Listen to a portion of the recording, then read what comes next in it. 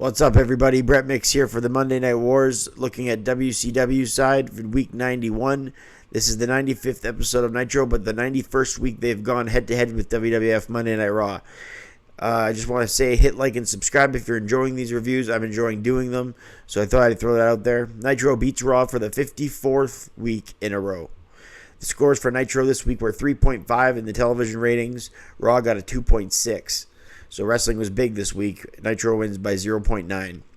So through 91 weeks now, Nitro has 72 wins. WWF has 17 wins. And then there's been 2 draws. This is the winning Nitro with a 3.5 rating, brought to you by Shivani on commentary. He welcomes us to the show from the Orlando Arena this week in Orlando, Florida, July the 14th, 1997, live on TNT. We open with Michael Buffer with an outside shot, saying, "Welcome to tonight in Orlando, the world premiere of the Nitro Girls." That's not an impression because it's not a good one. The fans applaud as the Nitro Girls debut. This is the night after Bash at the Beach, 97, where Hogan and Rodman teamed against Luger and the Giant. Tony Schiavone says the Double J will face Ric Flair for the U.S. title here tonight in the main event. To open the show, we had Alex Wright take on Prince Aoki. The two went at it, but Giant came to the ring slowly. A headlock by Wright to Prince Aoki, and Giant entered the ring and chokeslammed the official. Prince Aoki then gets chokeslammed by the Giant. Every member of security and Giant says, "I have Giant chokeslammed them." He then got on the mic and said, "I've had it up to here with the NWO." Giant chokeslams more security. He gets on the mic and says, "All the NWO members down to Bagwell and Norton, especially Nash." Fans cheer as he calls him out, and we go to commercial, though. The match itself between Prince Aoki and Alex Wright is a no contest. It ended in 2 minutes after the Giants' interference. Next up, we have Eddie Guerrero taking on his nephew, Chavo Guerrero Jr. The nephew meets the uncle. Big-time vertical suplex off the top by Eddie. Get frog splash later by Chavo, which was blocked until Eddie hit one of his own to Chavo. And at 4:15, Eddie wins the match and then acts obnoxiously after the match. I gave it 2 stars. All of a sudden, DDP walks out to talk with Mean Gene, and he's with Kimberly. DDP says Sting would have been his favorite partner, or Luger, or the Giant, but then he had to make a few calls, and Kurt Hennig, he found out that he was the excellent partner to use in last night's tag team match at Bash at the Beach. He says, "I'm about surprises, and if you don't know that, ask Savage about La Parka." Bang! Because, of course, he dressed up as La Parka last week. Nitro Girls do some more dancing by the stage as they debut. Mean Gene then interviews Harlem Heat about their match against the Outsiders and how they feel about the NWO.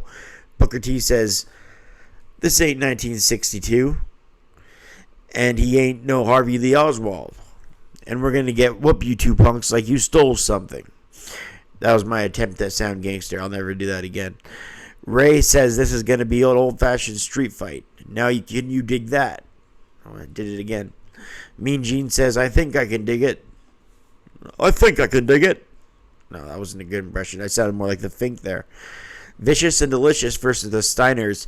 The New World Order hits with a variation of their theme for Vicious and Delicious, which is Scott Norton and Buff Bagwell. Vincent comes out with them. Steiners come out to a great pop.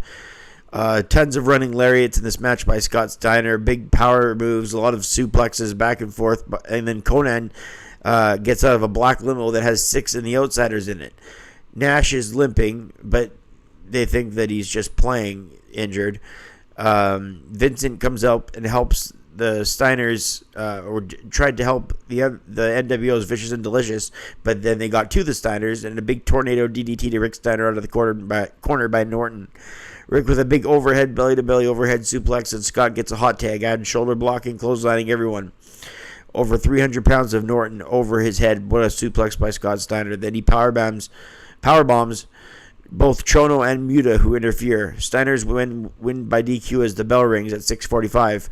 Afterwards, the NWO act like cowards and beat up the number 1 contenders for those NWO's Outsiders tag team titles, and it's 5-on-2. Steiner then beats some of them up on his own, which the fans loved. So the Steiners are still coming for those titles, but they beat up on Vicious and Delicious. 2 stars for that tag match. Mean Gene says Raven is evasive when he talks, and talked last night at Bash at the Beach. Raven speaks poetry. Quote the Raven, nevermore at the end. Gene credits Edgar Allan Poe. Raven then spits in Stevie Richards' face. Next up, we got Chris Benoit versus Mike Enos, or Enos. It's been a while since Benoit was in singles competition on Nitro, it seems. But Benoit of the Horsemen comes out. He wrestles Mike Enos with chops the hell out of him in the corner. Benoit flies off the top turnbuckle with a suplex by Enos. Tombstone pile driver to Benoit as he works over his back. Benoit ends up getting the crossface, though, and wins at 347. I give it a star and 3/4. La Parka, who is actually La Parka this week, takes on Super Callow. The match ended at no contest at 49 seconds because the Macho Man ran in and attacked La Parka, thinking that La Parka was still Diamond Dallas Page, was Savage, but he was actually just La Parka because DDP comes out and then hits Savage. Then Hennig came in and knocked DDP right out with a brass knucks. So no rating for that match, but it's pretty evident that Savage thought DDP might have been La Parka again and beat him up. But then again, Page had another surprise for him 2 weeks in a row, and he leveled him once he was beating on La Parka. So is Konnan in the Is Konnan in the NWO? Is Hennig? Good stuff. A lot of questions. Hennig says DDP can't last 30 seconds in this with his hosebag wife. Then Flair came out trying to recruit him as a horseman. Scott Hall was 6 on Harlem Heat. They wheel Nash out in a wheelchair. Bischoff gets on the mic. Most of the NWO, except Hollywood Hogan, Eric says is one of the most powerful people on earth, is in a wheelchair, and Kevin Nash. Konnan unveils an NWO shirt. He is the newest member. Nash sits at ringside to watch the match. Booker T thinks he'll kick Hall out of the corner. The NWO wins the match at 9:01 after Nash helped them on the outside.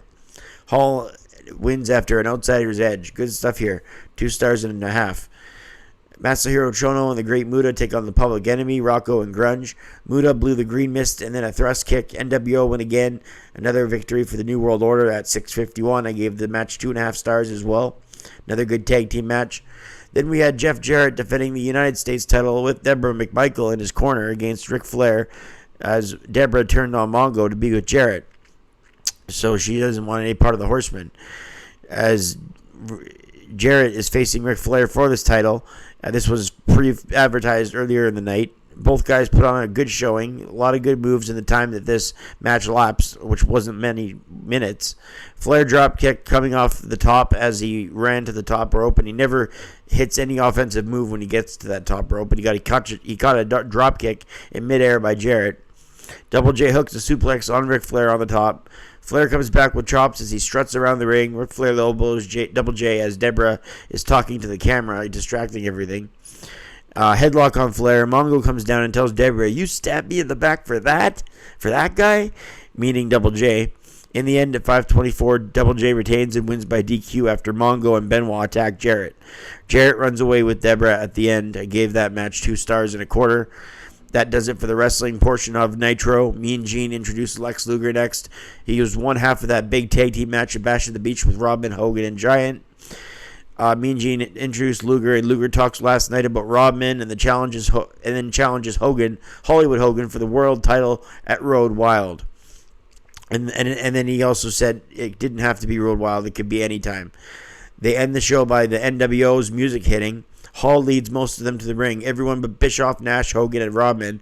Then a fake Sting comes to the ring. Sting then comes out in a fake suit, but then takes off the wig and a mask, and it is Sting. It's the real Sting, actually, underneath a fake Sting dress-up. And he's with Luger side by side, so the NWO fend off from around ringside. They were going to come in on Luger like sharks, but then Sting equaled the odds by showing up in the middle of the ring to stand next to his good buddy Luger after taking off the wig and the face and the mask, and to unveil the face paint as it was Sting. And he ends Nitro holding the NWO off of the side of the ring like he has ended Nitro many times before. Quality wise, I'd say out of 10, this Nitro gets a 7. I've been giving it 8.5 lately, but any Nitro in the summer of 1997 is a quality show. This show had quite a good number of matches compared to usual, and it lacked some major star power in areas, but it definitely was a good show. So 7 out of 10 for this week's Nitro. As I always say, hit like and subscribe if you're enjoying the reviews. I'm enjoying reviewing them, and I'll see you next time on the Nitro reviews. I'm Brett Mix, and I'm out.